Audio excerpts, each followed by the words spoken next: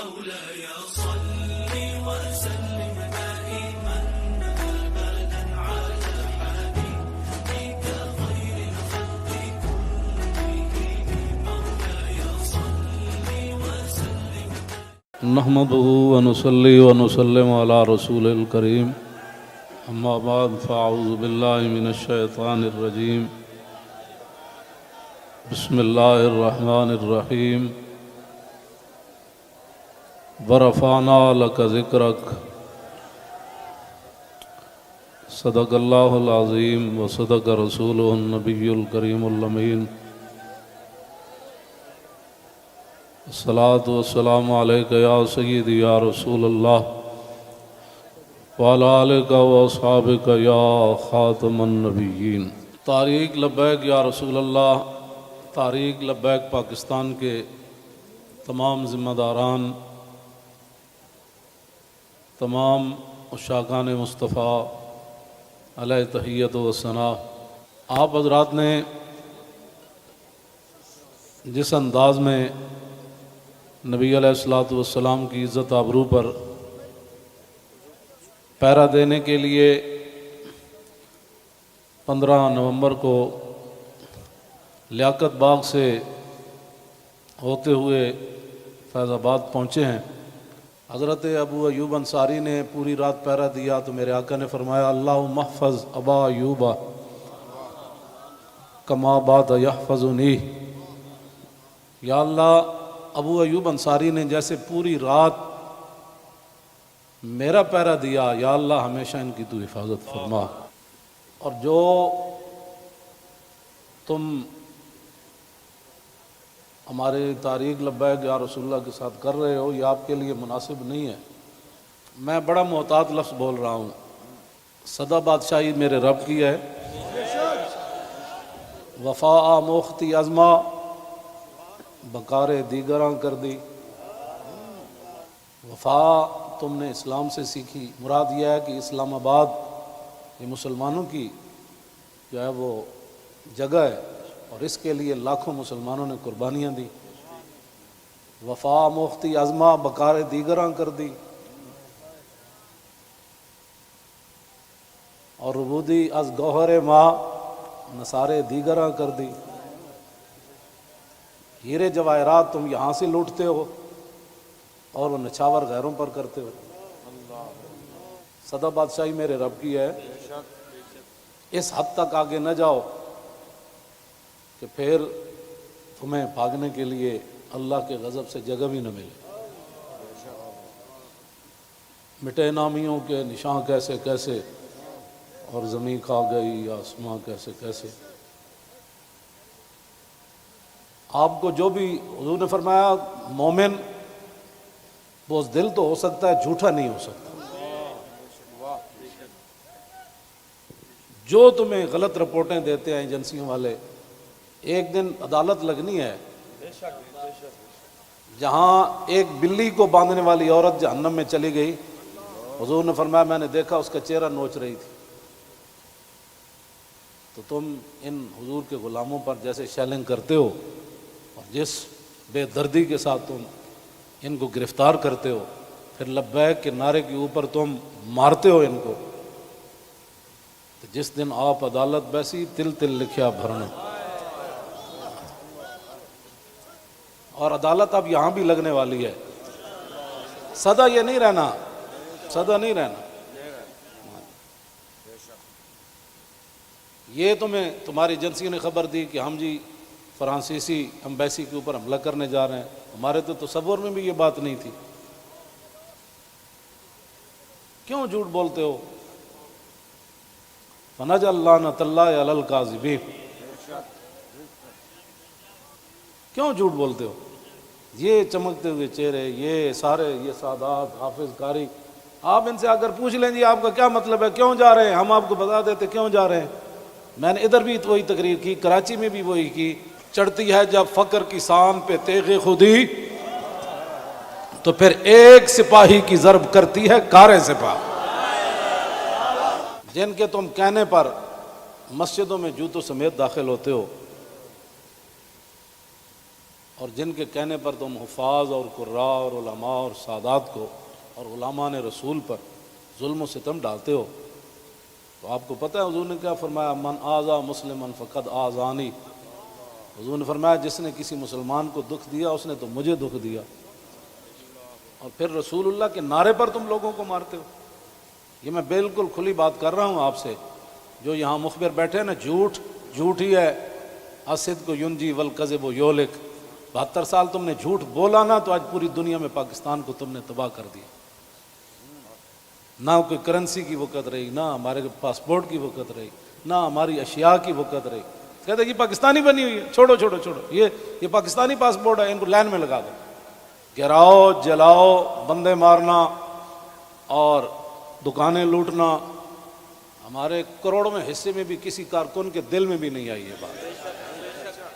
کل جو ظلم تم نے کیا، یہ بھوکے پیاسے بیٹھے رہے اور رات 4 بجے سے لے کر صبح 9 بجے تک، ایک دن تو عدالت لگنی ہے نا۔ کوئی بات نہیں، انشاءاللہ یہ بات تو پھر تو ہے نا، یہ کوئی مسئلہ ہے؟ نہیں، یہ تو ہونا تھا۔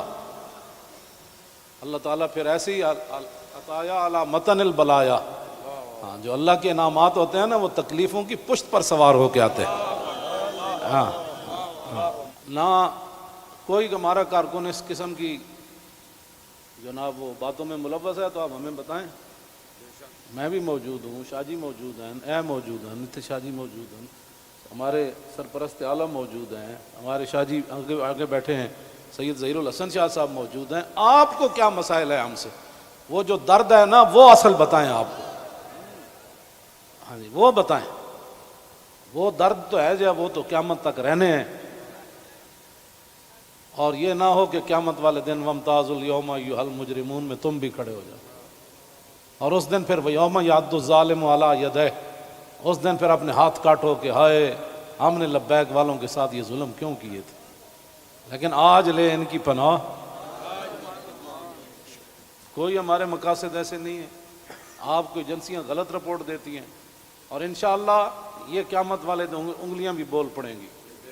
جو تم ہمارے خلاف جھوٹ لکھتے ہو نا کہ یہ منصوبے بنا رہے تھے، یہ دہشت گردی کرنا چاہتے تھے، ہمارے یہ مقاصد میں ہی بات نہیں ہے۔ ہم تو اتنا چاہتے ہیں کہ بس سفیر نکال دو، بات ختم۔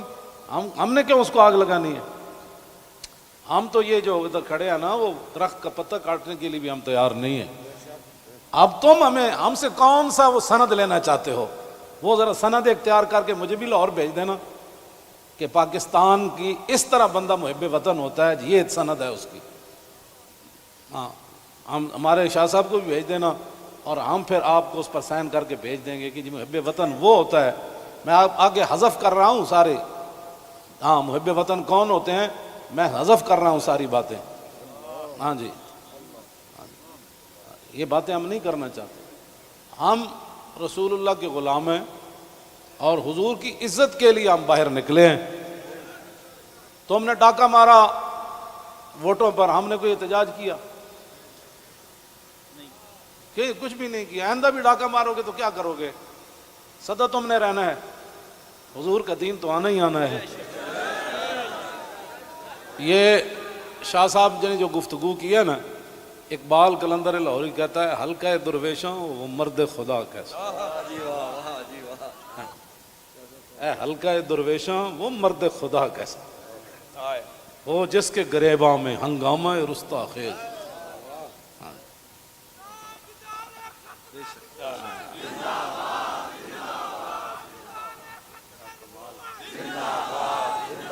وہ حلقہ درویشاں وہ مرد خدا کیسا۔ ہاں، اللہ جو ذکر کی گرمی سے شمع کی طرح روشن، جو فکر کی سرعت میں بجلی سے زیادہ تیز، حلقہ درویشاں وہ مرد خدا کیسا،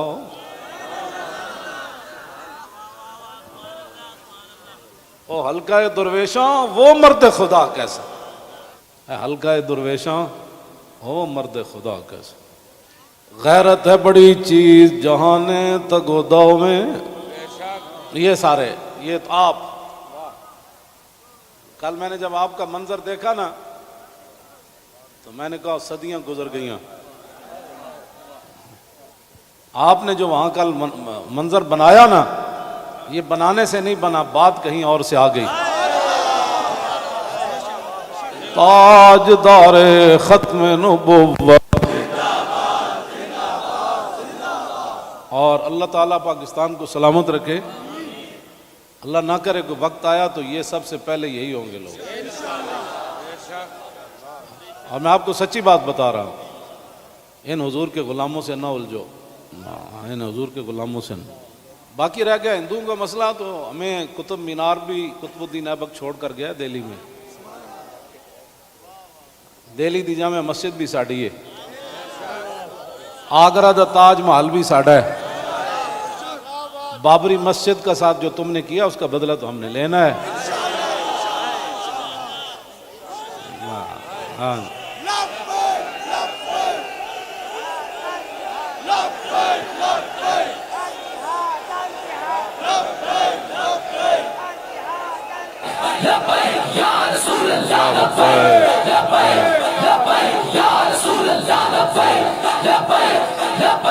توجہ، آپ کو بھی ہماری سمجھ نہیں آئی، اللہ آپ کو سمجھ عطا فرمائے، آپ کو سمجھ عطا فرمائے۔ اللہ اقبال کی گل کر گیا، حاصل کسی کامل سے یہ پوشیدہ ہنر کر، حاصل کسی کامل سے یہ پوشیدہ ہنر کر، کہتے ہیں کہ شیشے کو بنا سکتے ہیں خارا۔ اور جو آپ کر رہے ہیں، دین ہاتھ سے دے کر اگر آزاد ہو ملت۔ رسول اللہ کی عزت پر بات بن گئی، اور پھر قبر کے اندر رسول اللہ نے پوچھ لیا، ہاں جی وہ آئے تھے تو آپ بجائے اس کے ان کے ساتھ کھڑے ہوتے، آپ ان کو مارتے رہے، آپ ان کے خلاف پرچے کاٹتے رہے۔ اس طرح نہ کریں، آپ کی بڑی مہربانی ہے۔ ہم سے بڑا کوئی محب وطن کوئی نہیں، اور ہم سے بڑا کوئی رسول اللہ کے دین کی بات کرنے والے بڑے بڑے ہیں، میں بھی ان کے ساتھ شامل ہوں، یہ نہیں میں کہتا، بڑی بڑی دنیا موجود ہے۔ میں تو اب بھی نیچے بیٹھنا تھا، ان حضرات نے کہا نہیں اوپر بیٹھے۔ ان حضرات نے کل جو قیادت کی ہے آپ حضرات کی، اور آپ نے جو قربانیاں دی ہیں، صدیوں کے بعد لوگ کہیں گے نہیں یہ ایسے ہو نہیں سکتا، نہیں ہو سکتا، ایسے ہو سکتا ہے۔ میڈیا والے ہمارے اپنے بچے ہیں، ان کو بھی ہم کہتے ہیں کہ قیامت والے دن حصل ما فی الصدور بھی ہوگا۔ میں اس وقت سینے میں کیا سوچ رہا ہوں، آپ کیا ہیں، یہ بھی راز نکال کر رکھ دیے جائیں گے۔ تو اگر یہ تمہاری یہ باتیں حضور کے کام نہ آئیں، تمہارا یہ کیمرہ، یا تو ہم غلط کام کر رہے ہو نا، تو پھر آپ بالکل ہمارے خلاف بات کریں۔ جب صرف بات رسول اللہ کی عزت کی ہے، آپ آگے لگیں نا، ہم آپ کے ساتھ ہیں، آپ آگے لگیں، ہم آپ کے ساتھ ہیں، کوئی بھی آگے لگے۔ ہماری ویل چیئر پیچھے رہ گئی، ہمارے یہ قائدین پیچھے رہ گئے تو بات کرنا، اس طرح نہ کریں ہمارے ساتھ۔ ادھر جو بیٹھے ہیں نا، وہ درد دل رکھنے والے، کوئی پاکستان کے بارے میں، وہ ہماری بات اگر ان کے کان صحیح ہیں تو وہاں تک پہنچائیں۔ لوگوں کے گھروں میں سیڑھیاں لگا کے داخل ہونا، پتہ ہے نا رسول اللہ کنگھی فرما رہے تھے تو ایک بندہ آیا تو اس نے دستک دی، تو پھر وہ جو دروازے کے سوراخ ہیں انہوں نے پھر وہاں سے دیکھا تو رسول اللہ وہ کنگھی لے کر جلدی سے آئے، اور میں قریب تھا کہ میں اس کی آنکھ نکال دیتا۔ ہم نے جن کا کلمہ پڑھا ہے نا، اور تم نہ کسی عورتیں دیکھتے ہو، نہ بچیاں دیکھتے ہو، نہ بچے دیکھتے ہو، نہ مسجد دیکھتے ہو، اور یہ میڈیا والے قیامت والے دن مسجدیں تو اٹھا کر رکھ دی جائیں گی، لیکن میڈیا کا سامان نہیں رکھا جائے گا، یہ ان پلڑوں میں رکھا جائے گا۔ اس دن پھر کیا ہوگا؟ آپ کم از کم مسجدوں کے تقدس کا تو خیال کریں کہ بھائی جوتوں سمیت مسجدوں میں داخل ہو جاتے۔ ایک وہاں دروازہ توڑا گیا تو پورا میڈیا چیخا، اجی یہ کیا ہو گیا، کیا ہو گیا؟ تو آپ کو پتہ ہے کتنے مسجدوں کے دروازے انہوں نے توڑے، کتنی مسجدوں میں جمعہ نہیں ہوا۔ کتنے اماموں کو اٹھا لیا گیا، کتنے خطیبوں کو اٹھا لیا گیا اس جرم میں کہ لبیک کا نعرہ لگانا ہے. یہ تو لگنا ہے. میرے آقا و مولا اونٹنی پر سوار ہو کر تشریف لے جا رہے ہیں. یہ ہمارے لیے تھا، ورنہ وہاں اس اونٹنی نے کیسے پھسلنا تھا. اونٹنی پھسلی، حضرت طلحہ بن عبید اللہ چھلانگ لگا کر رسول اللہ کو جا کے ہاتھ رکھا. جعلن اللہ فداک یا رسول اللہ. حضور آپ کی اونٹنی کیوں پھسلی؟ میں جو قربان ہونے کے لیے صرف اونٹنی پھسلی تو اتنے بڑے واقعات ہو گئے، اور تم ہمیں لالا پاپی دیتے ہو. ایسے ہو جائے گا تو ایسے ہو جائے گا، ایسے کچھ بھی نہیں ہوگا. ہاں، حضور کی عزت پر پہرا دو. ہم چاہتے ہیں کہ قیامت والے دن آپ بھی رسول اللہ کی ناموس کے محافظین کی لائن میں آ جائیں. توجہ، آپ اس لائن میں لگ جائیں جس میں نور الدین لگا ہوا ہوگا. آپ اس لائن میں لگ جائیں جہاں صلاح الدین لگا ہوگا. آپ اس لائن میں لگ جائیں جہاں محمود غزنوی لگا ہوگا، شہاب الدین محمد غوری لگا ہوگا. کیوں اس طرح اپنی دنیا آخرت برباد کر رہے ہو پھر؟ اور جو نکلتے ہیں آپ ان پر بھی ظلم کرتے ہو. اس کی اجازت نہیں ہے. نہ اپنی نالیکیاں طریق لبیک کے اوپر ڈالتے ہو، اور چوکوں میں کھڑ کے آدھے گھنٹے کے لیے احتجاج کرنے سے کشمیر آزاد نہیں ہوتے. جی، کشمیر آزاد ایسی ہونا ہے جیسے مکہ فتح ہوا، جیسے بدر فتح ہوا. ہاں، آدھا گھنٹہ کارپوریشن کے بندے کھڑے ہو جائیں گے اور وہ بھی ختم ہو گئے. آدھے گھنٹے میں کارپوریشن کے بندے نے تو اپنی تنخواہ لینی ہے. باز آ جاؤ، تم بتاؤ جو درد ہے وہ ہمیں بتاؤ. پاکستان جن مقاصد کے لیے بنا وہ تو یہی ہے جو ہم یہاں بیٹھے ہیں. اگر اس کے علاوہ کوئی قائد اعظم محمد علی جناح اور علامہ اقبال قلندر لاہوری، لیاقت علی خان، حضرت مولانا سید نعیم الدین مراد آبادی، سید ابو الحسنات قادری، مولانا مصطفیٰ رضا خان، مولانا حامد رضا خان، اگر ان کے کوئی اور مقاصد تھے تو ہم نہیں سمجھ سکے. آپ ہمیں لا کر دکھائیں. اس طرح نہ کریں. پاکستان ہمیشہ جو قومیں بنیادیں چھوڑ دیتی ہیں وہ قومیں ختم ہو جاتی ہیں. بنیاد پر ہی تو ہم کھڑے ہیں. پاکستان کا مطلب کیا؟ دستور ریاست کیا ہوگا؟ اور پاکستان جن مقاصد کے لیے بنا ان مقاصد کے ساتھ ہمارے ساتھ باتیں سنا کرے. اور جھوٹا بندہ جھوٹا ہی ہوتا ہے.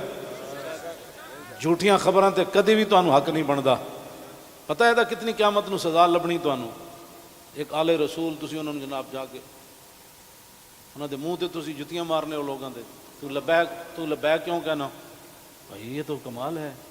یہ تو گو بھی کہتی ہے لبیک یا رسول اللہ، ہرنی بھی کہتی ہے لبیک یا رسول اللہ، صحابہ بھی کہتے ہیں لبیک یا رسول اللہ، اور تم منہ پر جوتے مارتے ہو. آپ کی کس نے تعلیم کی؟ پھر تم علماء کو تانے دیتے ہو کہ دین دے ٹھیکیدارن. اسی دین دے ٹھیکیدار نہیں لیکن چوکیدار ضرور ہیں. تسی ٹھیکیدار ہو جی شاہ جی؟ نہیں، تسی بس تسی شاہ جی وہاں چوکیدار ہیں. اب یہ لفظ تمہیں کون پڑھاتا ہے کہ تم علماء کو دیکھ کر کہو تم دین دے ٹھیکیدار ہو؟ شرم مارے میں اندر وڑی ہیں، تم سمجھا میں کو ڈری ہیں.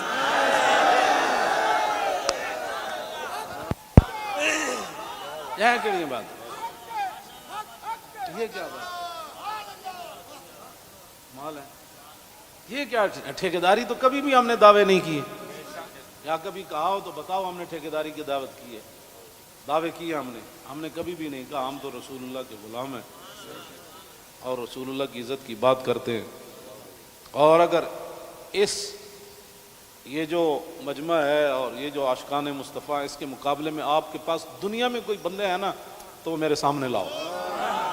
رسول اللہ لبیک لبیک لبیک یا رسول اللہ لبیک لبیک لبیک یا رسول اللہ لبیک لبیک لبیک یا رسول اللہ لبیک لبیک لبیک یا رسول اللہ. عن الحسن بن علی رضی اللہ تعالی عنہما قال سألت خالي عند ابن أبي علا وكان وصافا عن حلية رسول الله صلى الله تعالى عليه وسلم أنا أشتهي أن يصف لي منها شيئا نتعلق به فقال كان رسول الله صلى الله تعالى عليه وسلم فخما مفخما يتلالى وجه تلالى القمر ليلة البدر أطول من المربوع وأكثر من المشذب عظيم العامد رجل الشعر إن فرقت عقيقة فرقها وإلا فلا يجاوز شعره شحمة أذنيه إذ هو بفره وأزهر اللون واسع الجبين أزج الحواجب سوابغ من غير قرن بينهما عرق يدر الغضب وأقنى العرنين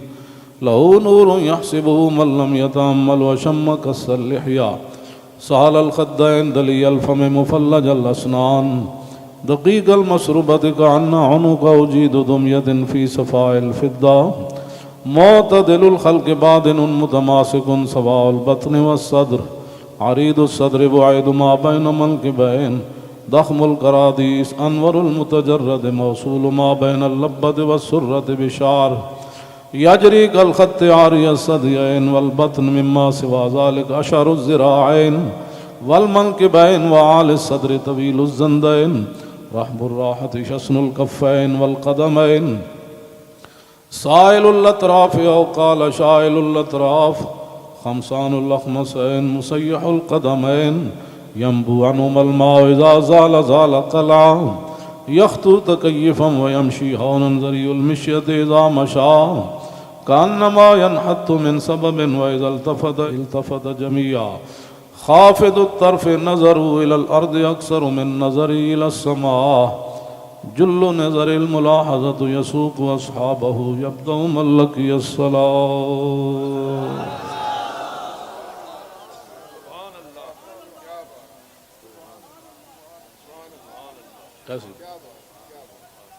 عن الحسن بن علي رضي الله تعالى عنهما قال سألت خالي عند ابن أبي هالة وكان وصافا قلت صف لي منطق رسول الله صلى الله تعالى عليه وسلم قال كان رسول الله صلى الله تعالى عليه وسلم متواصل الأحزان دائم الفكرة ليست له راحة طويل السكت لا يتكلم في غير حاجة يفتتح الكلام ويختمه بأشداقه وفي رواية بسم الله ويتكلم بجوامع الكلم كلامه فصل لا فضول ولا تقصير ليس بالجافي ولا بالمهين يعظم النعمة وإن دقت لا يذم منها شيئا غير أنه لم يكن يذم زواكا ولا يمدحه ولا تغضبه الدنيا ولا ما كان لها فإذا تعدي الحق لم يكن لغضبه شيء حتى ينتصر له ولا يغضب لنفسه ولا ينتصر لها وإذا أشار بكفي كلها وإذا تعجب قلبها وإذا تحدث اتصل بها وضرب براحته اليمنى بطن إبهامه اليسرى وإذا غضب أعرض وأشاح وإذا فرح غض طرفه جل ضحك التبسم يفتر عن مثل حب الغمام. عن علي رضي الله تعالى عنه قال لم يكن رسول الله صلى الله تعالى عليه وسلم بالطويل الممغط ولا بالكثير المتردد وكان ربعة من القوم ولم يكن بالجاد القطط ولا بالسبت كان رجلا شعرا ولم يكن بالمطهم ولا بالمكلسم وكان في وجهه تدوير أبيض مشرب أدعج العينين أهدب الأشفار جليل المشاش والقطط أجرد ذو مسربة شسن الكفين والقدمين إذا مشى تقلع كأنما ينحط من سبب وإذا التفت معه بين كتفي خاتم النبوة وهو خاتم النبيين أجود الناس صدرا وأصدق الناس لهجة وألينهم عريقة وأكرمهم عشيرة من رأى بداهة هابا ومن خالته معرفة أحبا يقول نعيته لم أر قبله ولا بعده مثله.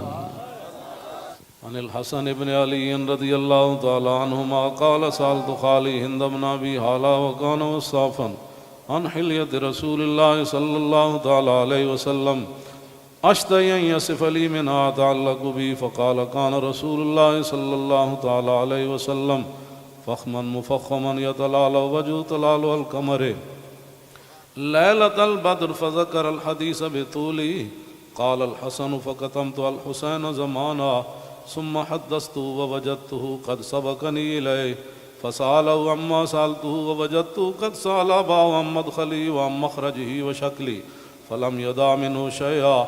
قال الحسين سألت أبي عن دخول رسول الله صلى الله تعالى عليه وسلم فقال كان إذا آوى إلى منزله جزا دخوله 3 أجزاء، جزءا لله عز وجل وجزءا لأهله وجزءا لنفسه، ثم جزا جزء بينه وبين الناس فيرد ذلك بالخاصة على العامة ولا يدخر عنهم شيئا. وكان من سيرته في جزء الأمة إيثار آل الفضل بإذنه وقسمه على قدر فضلهم في الدين، فمنهم ذو الحاجة ومنهم ذو الحاجتين ومنهم ذو الحوائج، فيتشاغل بهم ويشغلهم فيما يصلحهم والأمة من مسألتهم عنه وإخبارهم بالذي ينبغي لهم، ويقول ليبلغ الشاهد منكم الغائب وأبلغوني حاجة من لا يستطيع إبلاغها.